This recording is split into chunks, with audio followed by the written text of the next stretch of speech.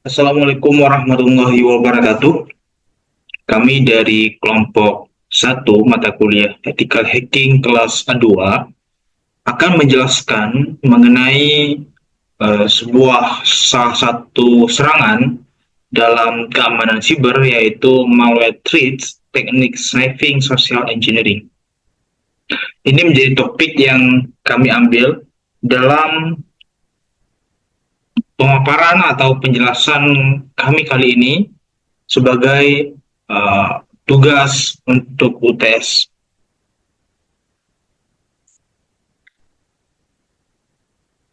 Adapun anggota di kelompok kami, di kelompok 1 itu pertama ada Abdul Hafiz Asyamil, selanjutnya ada Ahmad Umraiti, lalu ada Ahmad Farhan, kemudian ada Farhan Yusri, Muhammad Fatiha Ashifa, saya sendiri Muhammad Rafli Al-Tariq Mustafa, Muhammad Zikri Febriansyah, Muji Budiman, Rafli Bias Rahila, dan Wahyu Chandra.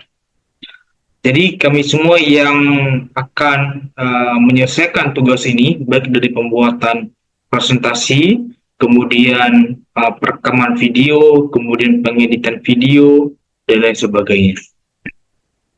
Seperti yang saya jelaskan, topik pada penjelasan kami kali ini yang berkenaan dengan serangan pada keamanan cyber.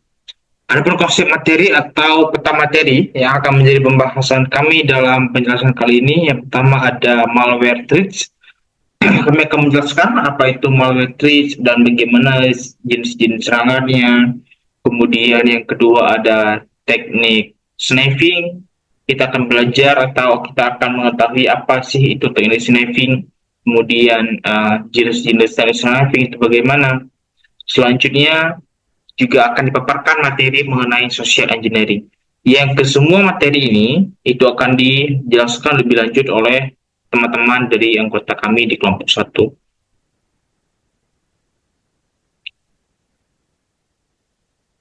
Nah, sebelum kita berlanjut lebih dalam untuk membahas tentang teknik sniping dan lain sebagainya tersebut, kita perlu tahu dulu apa sih itu malware. Malware itu merupakan sebuah singkatan dari malicious software, yang artinya sebuah program yang diciptakan khusus untuk menyusup ke dalam sebuah sistem tanpa sepengetahuan pemiliknya dan bertahan di sana untuk jangka waktu tertentu. Jadi dari definisi singkat tadi dapat kita ketahui bahwa malware ini sendiri merupakan sebuah program yang disusupi. Berarti kalau disusupi tanpa izin, berarti ada teknik-teknik tertentu bagaimana sebuah malware atau program ini bisa masuk ke perangkat targetnya itu tanpa diketahui oleh si pemilik perangkat dengan teknik-teknik tertentu. Ya. Dan malware ini juga bisa bertahan atau mengendap di dalam perangkat tersebut dengan jangka waktu tertentu. Bisa cepat, bisa lama, tergantung dengan kebutuhan atau teknik serangan apa yang digunakan. Biasanya malware ini itu menyusup ke dalam sebuah perangkat kita tanpa disadari oleh pemiliknya. Sehingga hal ini yang membuat kita sebagai pemilik perangkat itu tidak mengetahui apa yang terjadi dengan perangkat kita. Ketika kita baru akan mengetahui bahwa perangkat kita telah terserang oleh malware itu ketika sudah ada gejala-gejala, misalnya perangkat tidak bisa dibuka, maupun data tidak bisa diakses, dan lain sebagainya. Nah, malware itu sendiri merupakan istilah yang digunakan untuk menggambarkan perangkat lunak berbahaya yang dirancang khusus untuk merusak, mengganggu, atau mencuri data dari sistem komputer. Nah, seperti yang saya definisikan tadi, kalau malware adalah sebuah program yang disusupi. Berarti ciri dia pertama adalah tidak diketahui oleh pemiliknya ketika malware itu masuk ke dalam perangkat kita. Yang kedua, ternyata malware itu merupakan sebuah sistem yang berbahaya yang dirancang. Berarti itu fungsi malware adalah yang pertama untuk merusak, kemudian untuk mengganggu sistem atau perangkat kita, kemudian mencuri data yang ada dari dalam perangkat kita. Itu merupakan fungsi atau tujuan adanya malware di dalam perangkat kita.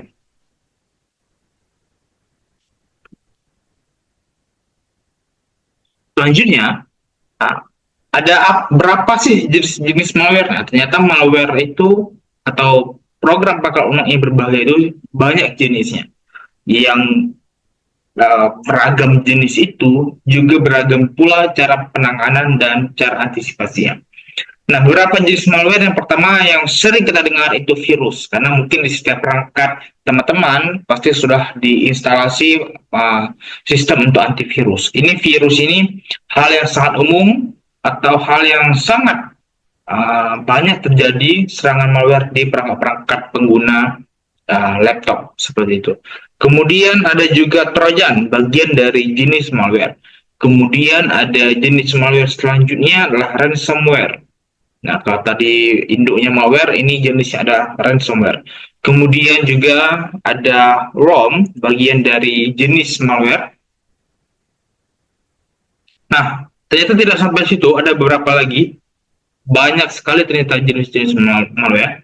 Selanjutnya ada rootkit. Kemudian yang keenam ada keylogger. Yang ketujuh ada greyware. Yang kedelapan ada spyware. Kemudian selanjutnya ada adware, lalu radio security software, yang kemudian ada browser hijacker, dan yang terakhir ada backdoor. Terlepas dari 12 poin jenis-jenis malware ini, masih banyak sekali jenis-jenis malware lain yang bisa saja menyusup atau menyerang perangkat kita. Ini hanyalah jenis-jenis malware secara umum yang banyak atau masuk ke dalam perangkat kita untuk mencuri data, kemudian untuk merusak sistem, ataupun untuk mengunci perangkat sehingga kita tidak dapat mengaksesnya.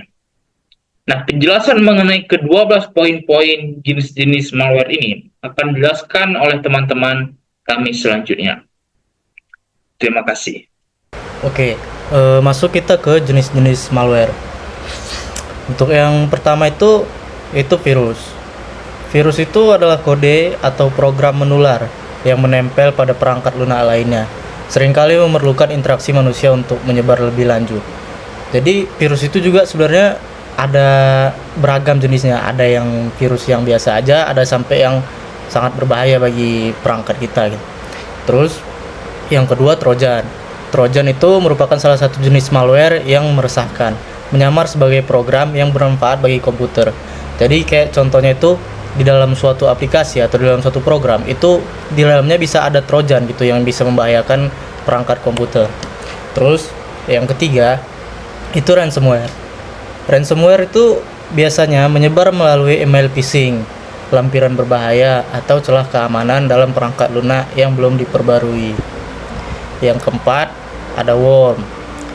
Worm adalah jenis malware yang menyebar dengan cepat dan mandiri. Berbeda dengan virus, worm tidak perlu menyisipkan diri ke dalam file yang sudah ada untuk menyebar. Sebagai program mandiri, worm melakukan replikasi dalam komputer tanpa menargetkan file-file tertentu. Yang kelima, ada keylogger. Keylogger itu adalah sebuah perangkat lunak yang meresahkan juga. Itu bertugas menyimpan semua informasi yang diketik menggunakan keyboard. Jadi kayak misalnya kita ngetik sesuatu itu di save sama keylogger itu untuk bisa diambil informasinya sama hacker-hacker biasanya. Terus ada greyware. Greyware itu adalah sebuah istilah yang mulai dikenal pada tahun 2004. Merujuk kepada aplikasi dan file yang tidak diinginkan, namun tidak secara langsung diklasifikasikan sebagai malware. Yang ketujuh ada spyware. Spyware itu ya sebagaimana namanya ya, merupakan perangkat lunak yang secara terus-menerus memata-matai pengguna. Yang kedelapan ada adware. Adware itu dirancang khusus untuk menampilkan iklan di komputer pengguna yang sering mengganggu pengalaman pengguna. Itu biasa kayak misalnya kita buka situs-situs apa sesuatu gitu, biasa adware itu keluar kayak pop-up iklan yang judi-judi online atau iklan-iklan scam yang lainnya, itu termasuk adware. Kemudian yang 9 itu ada ROG Security Software. ROG Security Software itu dikenal juga sebagai ROG Anti Malware, yaitu merupakan perangkat lunak yang menampilkan dirinya sebagai solusi keamanan yang berguna. Padahal nggak juga sih, nggak ada, ya nggak juga. Terus yang terakhir ada browser hijacker. Browser hijacker itu adalah jenis perangkat lunak yang nggak diinginkan, yang mengubah pengaturan browser web tanpa izin pengguna. Jadi kayak browser kita itu dibajak gitu, terus diubah pengaturannya gitu. Ya, itu dari browser hijacker. Mungkin ini jenis-jenis malware yang bisa saya sampaikan, kemudian akan dilanjutkan oleh teman saya. Nah, baik. Selanjutnya dari jenis-jenis malware tersebut masih ada lagi. Yang dimana selanjutnya itu ada backdoor. Arti dari kata backdoor itu adalah pintu belakang. Yang dimana pintu belakang itu kayak sebuah software. Namun dia ada terkhusus kayak administratornya itu memasukkan sebuah sistemnya itu dari jalur yang jalur alternatif atau jalur inti yang dimana jalur itu untuk khusus administrator. Jadi dari backdoor ini dalam konteksnya itu software ataupun sistem komputer pada dasarnya adalah suatu portal yang tidak berdokumentasi ataupun tidak terlihat jika dimasuk, yang memungkinkan administrator untuk masuk ke dalam sistem guna melakukan troubleshoot atau perawatan. Nah, jadi jika sebuah backdoor ini sudah dimasuki oleh sebuah software atau sebuah penyerang, nah, maka sebuah software tersebut dipastikan akan lebih rentan ataupun lebih rusaknya itu kayak lebih dalam lah istilahnya, karena dia masuknya dari jalur belakang. Baik, selanjutnya itu ada rootkit. Nah, rootkit adalah kumpulan perangkat lunak yang dirancang khusus untuk memungkinkan malware menggunakan informasi secara diam-diam. Nah, dari sistem kayak rootkit ini dia termasuk dia masuk terselubung ya. Misalnya itu masuk secara diam-diam dari kayak teknik phishing.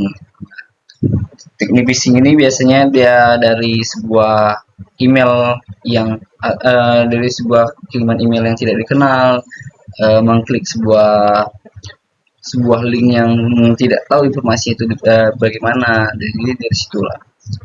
Nah, selanjutnya di sini ada dampak yang dari malware tersebut kepada sistem ataupun pengguna. Nah, dampak dari malware tersebut yang pertama itu ada kehilangan data.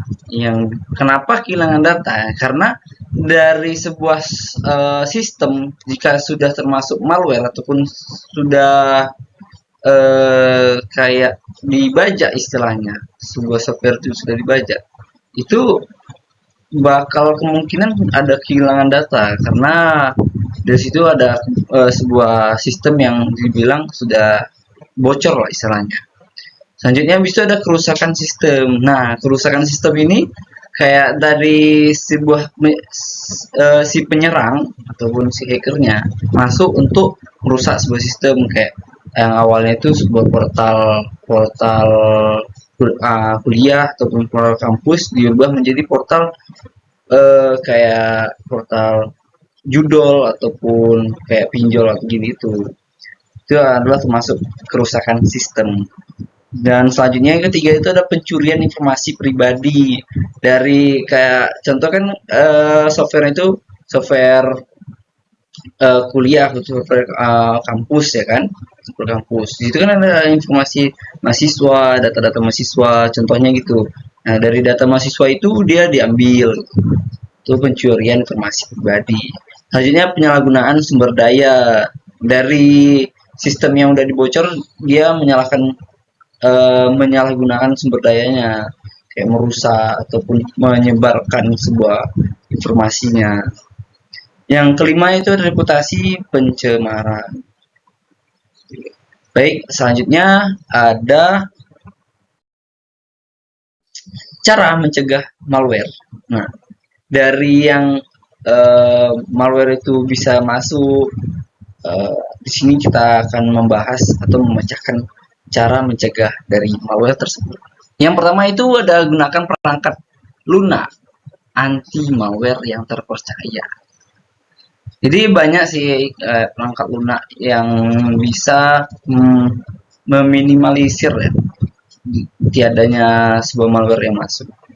Dan dari situ harus kita searching juga, harus kita cari tahu yang mana yang lebih bagus malware-nya, anti malware-nya.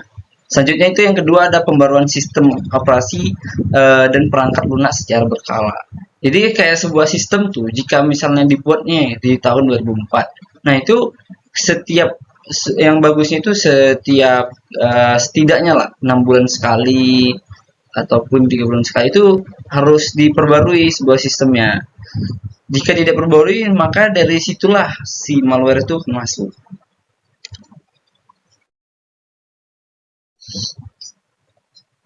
Baik, yang selanjutnya yang ketiga ya. Yang ketiga itu berhati-hati dengan lampiran ataupun tautan email yang tidak dikenal. Yang tadi saya bilang kayak ada email yang tidak dikenal itu masuk langsung kita klik. Nah, di situ jangan langsung main klik, ataupun link-link yang tidak dikenal itu jangan langsung asal klik-klik aja.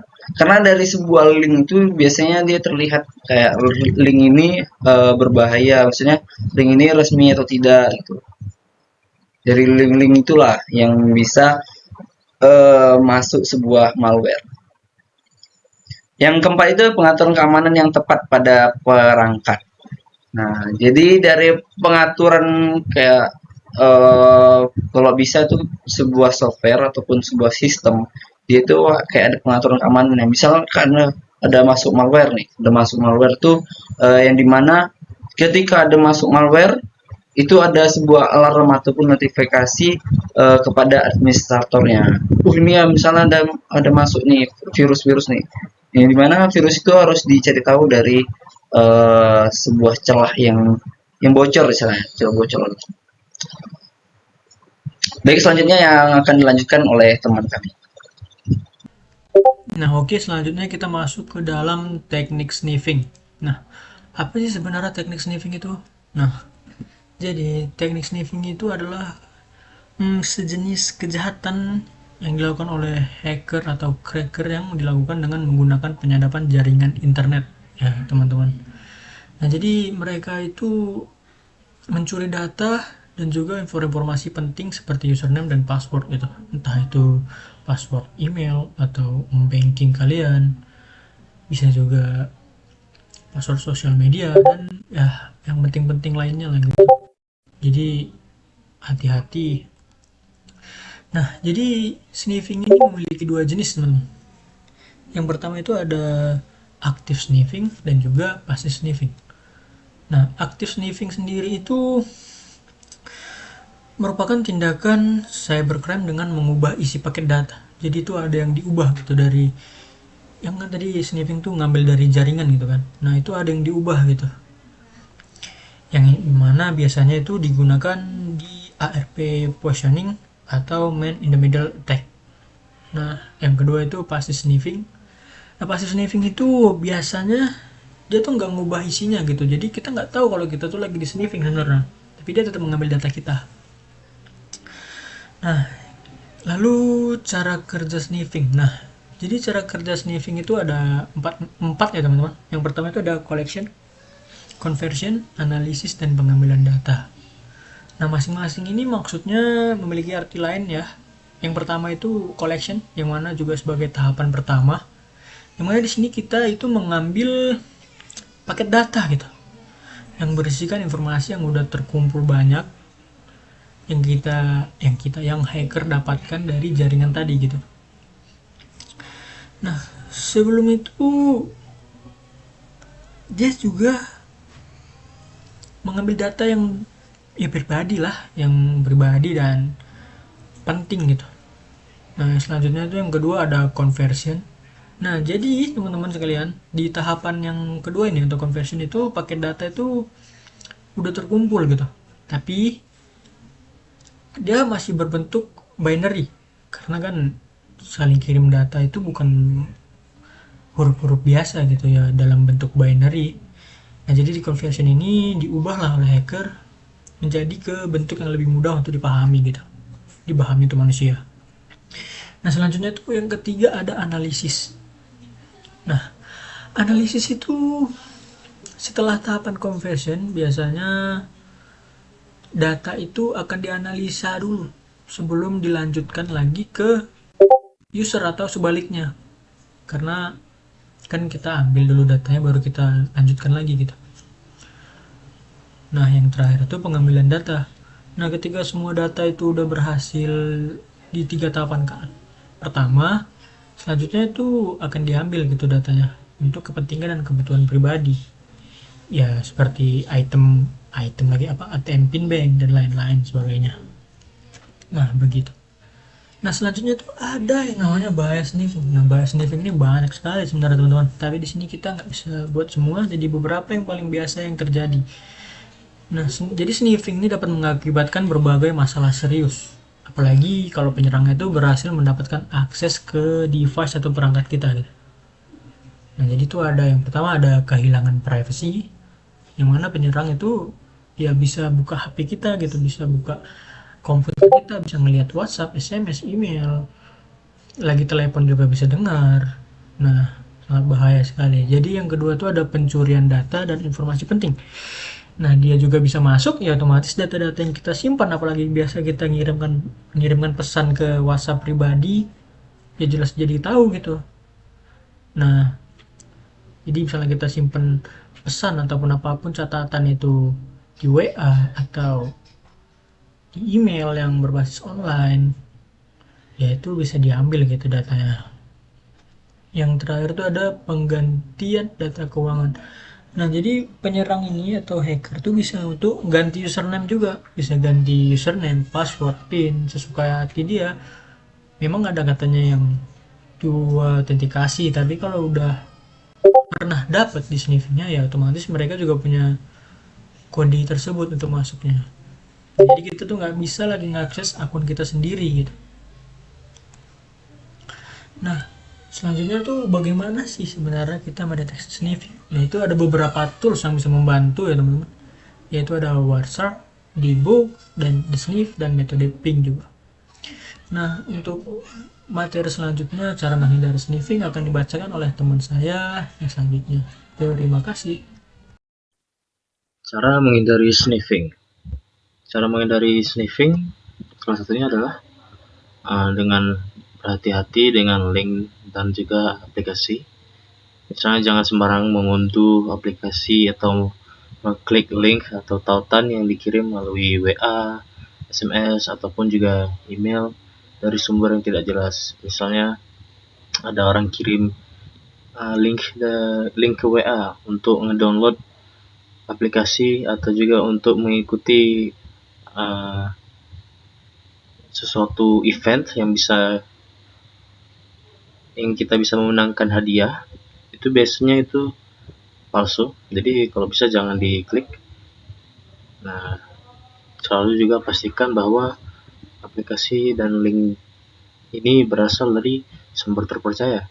Jadi kalau misalnya ada yang ngasih email, pastikan dulu email itu email yang betul dan bukan email palsu, karena mereka bisa menipu kita dengan mudah. Setelah itu verifikasi keaslian pesan. Nah, jika menerima pesan yang mencurigakan seperti SMS atau juga email yang mencatut nama perusahaan, kalau bisa hubungi call center resmi perusahaan tersebut, karena mereka bisa imposter. Hubungi call center resmi perusahaan tersebut untuk verifikasi keaslian pesan tersebut. Kalau tidak, nanti kita bisa juga tertipu. Dan kalau ternyata betul, ya terakhir saya. Setelah itu unduh dari sumber terpercaya. Misalnya mau download aplikasi Clash of Clans, kalau bisa downloadnya dari langsung ke Google Play Store, jangan dari website-website lain atau juga App Store. Untuk memastikan apakah aplikasi tersebut aman untuk aman dari risiko sniffing.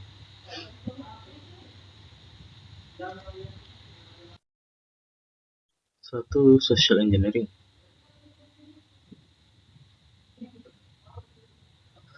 Social engineering.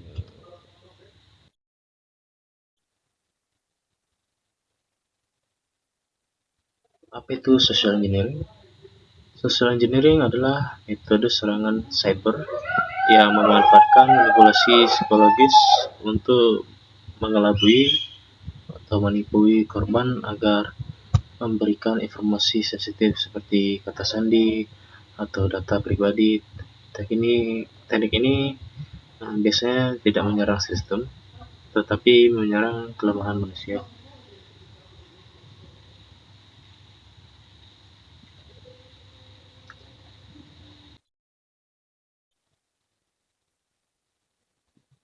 Bagaimana cara kerja social engineering ini?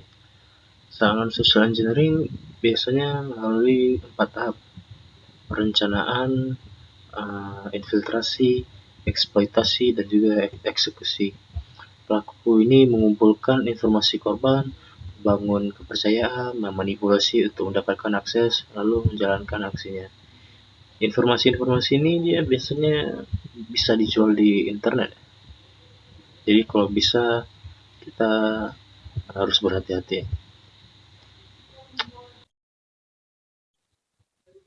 Teknik social engineering yang umum, ada beberapa metode yang sering digunakan, termasuk phishing, yaitu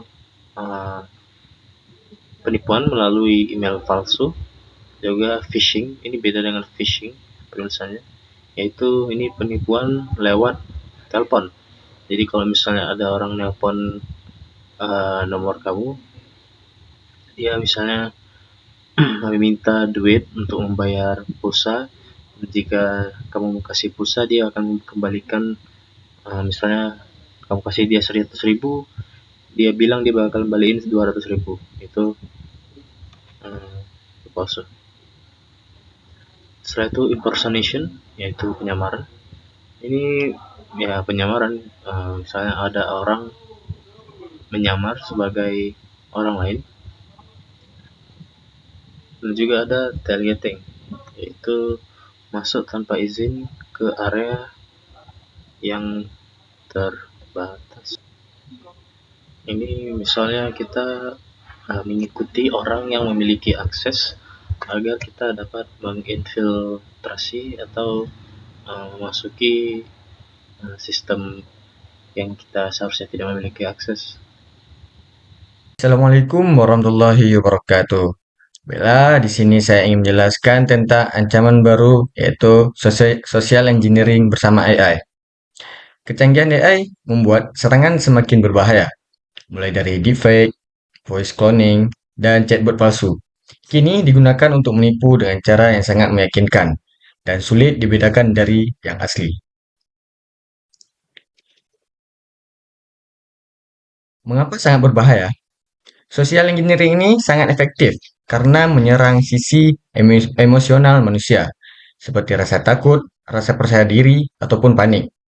Banyak korban tidak sadar sedang dimanipulasi sampai kerugian terjadi. Social engineering ini juga sangat berbahaya karena memanfaatkan kelemahan manusia, bukan sistem teknis, sehingga sulit dideteksi oleh perangkat keamanan.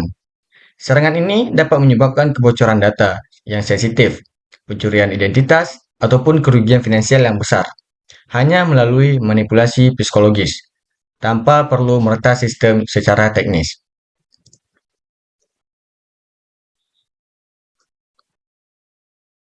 Cara mencegah social engineering ini ada beberapa langkah, yaitu perlindungan yang sangat penting. Waspada terhadap email yang mencurigakan, selalu verifikasi identitas, gunakan autentikasi 2 faktor, dan jangan membagikan data pribadi sembarangan di media sosial. Nah, jangan mudah percaya pada orang yang mengaku dari institusi resmi tanpa verifikasi. Gunakan autentikasi 2 faktor, perbarui kata sandi secara berkala, dan edukasi diri serta tim serta tentang teknik manipulasi yang umum digunakan oleh pelaku. Kesimpulan. Kesimpulan dari semua presentasi kami ini yaitu malware adalah ancaman cyber yang dapat menyebabkan kerugian besar, mulai dari kehilangan data hingga dampak finansial dan reputasi. Untuk melindungi perangkat dan data, pentingnya memahami pengertian, jenis, dampak, serta cara pencegahannya. Langkah preventif seperti menggunakan perangkat lunak, keamanan terpercaya, dan rutin memperbarui sistem dan menghindari file mencurigakan adalah dasar dari pertahanan yang efektif. Social engineering ini adalah bentuk serangan yang terus berkembang, terutama dengan bantuan AI. Edukasi, kesadaran, dan kehati-hatian dalam berinteraksi digital adalah cara terbaik untuk melindungi diri dari ancaman ini. Sniffing adalah ancaman nyata dalam dunia digital yang dapat merugikan banyak orang. Dengan memahami cara kerja sniffing, jenis-jenisnya, serta bagaimana cara mendeteksinya, kita dapat mengambil langkah-langkah pencegahan yang tepat untuk melindungi data pribadi kita. Mungkin hanya sekian presentasi dari saya. Saya akhiri. Wassalamualaikum warahmatullahi wabarakatuh.